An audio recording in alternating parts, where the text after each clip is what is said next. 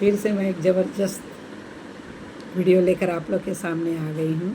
आज मैं बात करने वाली हूँ कब्ज़ के बारे में, क्योंकि कब्ज़ क्या है। कब्ज़ वह स्थिति है जिसमें मल यानी कि जो हमारा स्टूल है वो सामान्य रूप से कम बार आता है, मल बहुत कठोर हो जाता है या मल त्याग करने में अधिक जोर लगाना पड़ता है। यानी कि सामान्यतः यदि अगर सप्ताह में 3 बार से कम मल त्याग हो रहा है या मल त्याग के बाद भी पेट में पूरी तरह साफ न लगे तो इसे कब्ज़ माना जाता है। कब्ज़ के क्या क्या मुख्य कारण हैं, कब्ज़ के मुख्य लक्षण है या कारण है। सप्ताह में 3 बार से कम मल त्यागना, मल का कठोर और सूखा होना, है ना, मल त्याग के समय अधिक जोर लगाना, पेट भारी या फूला हुआ महसूस होना और गैस बनना, पेट दर्द या असहजता, मल त्याग के बाद पेट पर पूरी तरह साफ ना लगना।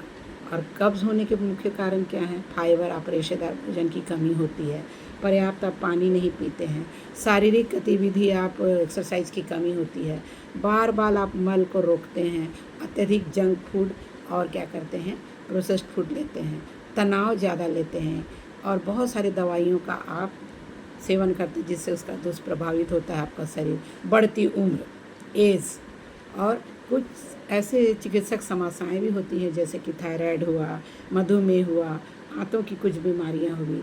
तो ये सब सारी समस्या, तो कब्ज़ होने से क्या होती, समस्या क्या आती है। अगर कब्ज़ है तो आपके शरीर में बवासीर होगा, गुदा में दरार होगा, पेट दर्द होगा, भूख कम लगेगा, गैस और एसिडिटी होगी, जीवन की गुणवत्ता पर असर होगा। और इसलिए कब्ज़ से कैसे बचाव करें?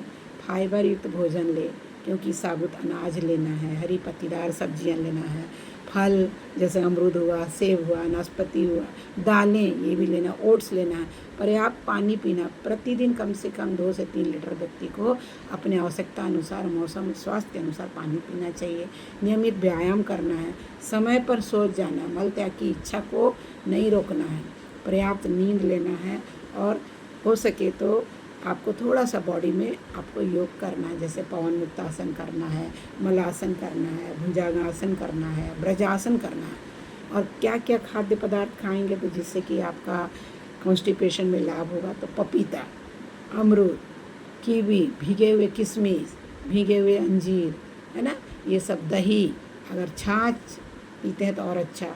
और डॉक्टर से कब मिलना है? जब आपको 2 से 3 बार सप्ताह में अधिक मल नहीं जा रहा है, मल में खून आ रहा है, बहुत तेज़ पेट में दर्द हो रहा है, अचानक वज़न कम हो रहा है, बार बार उल्टी या पेट हो रहा, दर्द हो रहा, फूल रहा है, ऐसी स्थिति में डॉक्टर से ज़रूर मिले। और कब्ज़ स्वयं एक बीमारी नहीं है, बल्कि शरीर का एक संकेत है कि हमारी जीवन शैली और खान पान में सुधार की आवश्यकता है।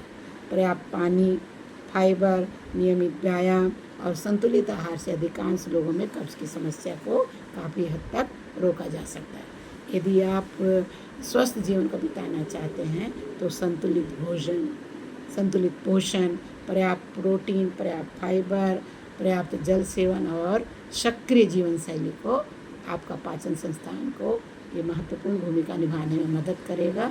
और इस तरह से कब्ज़ मतलब कि आधुनिक विज्ञान का रिसर्च कहती है कि कब्ज़ का संबंध हमारे गट, जो हमारे आंतों के अच्छे बैक्टीरिया का असंतुलन होने पर होता है। जैसे हम लोग कम फाइबर वाला खाना लेते हैं, पानी भी कम पीते हैं, इसीलिए हम लोग को 1 या 2 दिन में आसानी से मल त्याग नहीं होता है। इसीलिए आपका अधिकांश लोग फास्ट फूड, मैदा और प्रोसेस्ड फूड अधिक खाते हैं, डिहाइड्रेशन होता है, शरीर में पानी कम होने से मल सूख जाता है, आपका गट माइक्रोबायोम इम्बैलेंस होता है, इसीलिए स्ट्रेस ना ले, ब्रेन और गट के बीच सीधा संबंध होता है। इस तरह से आप अपने गट को ठीक कर सकते हैं और कॉन्स्टिपेशन से बच सकते हैं। और इसीलिए जब शरीर प्रतिदिन अपने विषैली अपशिष्ट वेस्ट को समय पर बाहर नहीं निकल पाता है, तभी वो अपशिष्ट धीरे धीरे शरीर के संतुलन को प्रभावित करता है। कब्ज़ केवल पेट साफ न होने का नाम नहीं है, बल्कि एक आधुनिक जीवन शैली, गलत खान पान और आंतों के स्वास्थ्य का एक महत्वपूर्ण संकेत है। आशा करते हैं आपको वीडियो पसंद आया होगा, और अगर पसंद आया होगा तो आप लाइक करिए, सब्सक्राइब करिए और बेल आइकन को ज़रूर दबाएं। इसके साथ ही मैं यहाँ वक्तव्य को समाप्त करती हूँ और फिर नए सिरे से फिर आपसे मिलने वाली हूँ। तब तक मस्त रहिए, स्वस्थ रहिए, ज़बरदस्त रहिए। Thank you.